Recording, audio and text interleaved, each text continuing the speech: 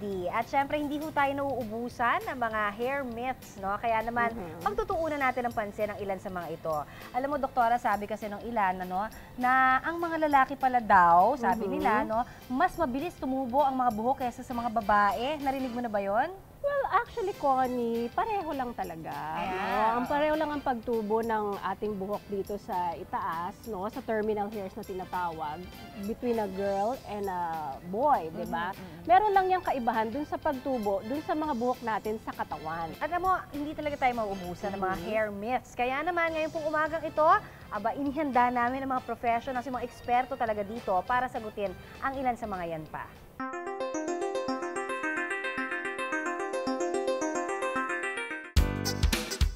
Magkaroon ng healthy lifestyle, iba-ibang paraan ang ginagawa natin. May mga nag-eehersisyo, kumakain ng tama. Ang iba, laging nagpapapogi at nagpapaganda. Lahat ng ito ginagawa para malayo sa sakit at mas magkaroon ng enerhiya para sa trabaho at syempre sa pamilya.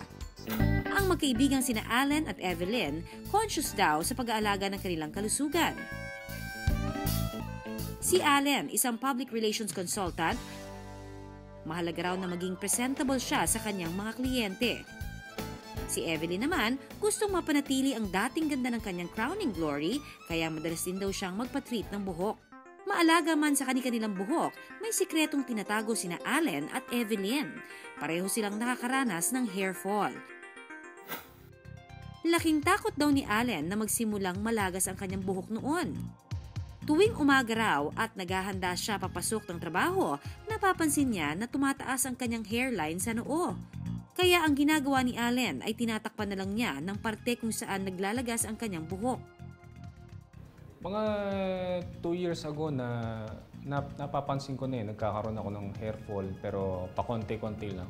One time napansin ko na lang manipis na yung buhok ko at doon nagkaroon na ako ng problema doon. Hinala ni Allen, stress daw mula sa kanyang trabaho ang sanhi ng paglalagas ng kanyang buhok. Si Evelyn naman, kinaiinggitan daw ang kanyang mahabang buhok noon, pero hindi na ngayon. Marami raw kasi ang nakakapansin sa pagnipis ng kanyang buhok. I'm 27 years old, mother of 2 kids. Last year ako nagsimulang magka-hair fall. Hindi ko alam kung bakit, hindi naman ako stress sa work. Tapos bata pa naman ako, kaya super conscious ako bakit ako nagkaka-hair fall.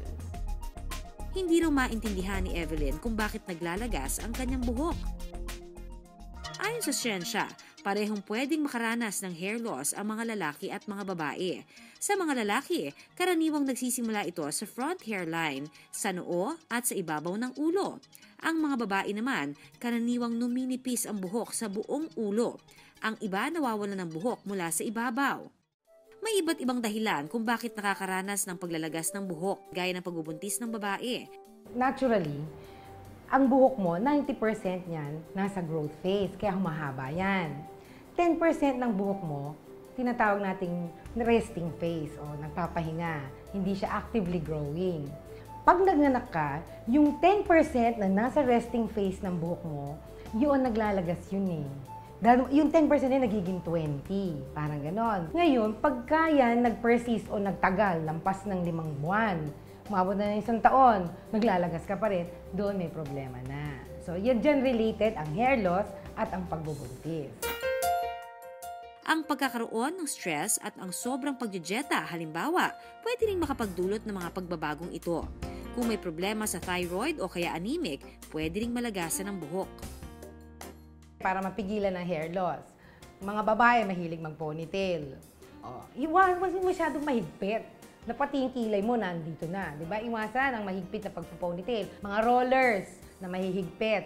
Number 2, supplement, food. Magandang diet. Tapos, pag nagbo-blower ka, ilagay nyo lang sa cool. Kasi ang tendency mo, pagka basa pa yung buhok mo at magbo-blower ka, para matuyo mabilis, dahil late ka na sa opisina mo, lalagay mo sa hot. Cool lang dapat yung setting. Tapos sa suklay, kunwari basa pa ang buhok mo, magsusuklay ka. Iwasan mo yung mga suklay na maninipis yung yung ngipin. Kailangan malalapan siya. At ito pa ang bonus mga kapuso. Sinagot din ni Dr. Katapang ang ilan pang katanungan mula sa ating mga kapuso tungkol sa kanilang mga hair worries. Dok, totoo ba na magkaiba ang bills ng tubo ng buhok sa iba't ibang parte sa ulo? Sa ulo natin, sa bumbunan natin, iba-iba. Meron tayong tinatawag na different stages of hair growth. Ngayon, yung iba nasa growing phase, iba nasa resting phase. So, yung mga nasa resting phase, karaniwan yan, naglalagas yan after 2 months. Yung growing phase, dumutubo yan. Ngayon, yung nag-resting phase na naglagas, ang mangyayari doon, tutubuan nyo ng bagong buhok na magiging growing phase. Sino po ba ang mas mabilis na tumubo ang buhok? Ang babae ba o ang lalaki? Walang pagkakaiba ang bilis ng pagtubo ng buhok ng babae at lalaki. Pantay lang ang bilis ng paghaba ng buhok nila. Totoo ba na mas safe gumamit ng natural-based ingredients para sa hair fall kumpara sa chemical-based? Mas maganda na gumamit ng mga natural na ingredients para ma-address ang paglalagas ng buhok. Kasi mas safe siya, wala siyang side effects, hindi siya matapang, di ba? Kagaya lang ng orange juice o calamansi juice. Mas maganda pigain mo yung prutas at gawin mong juice. Di ba? Walang side effects. Hindi kagaya ng bibili ka ng calamansi powder na pinrases at maraming preservative na nilagay na. Tandaan na hindi sapat ang pagkakaroon ng healthy lifestyle para magkaroon din ng healthy hair.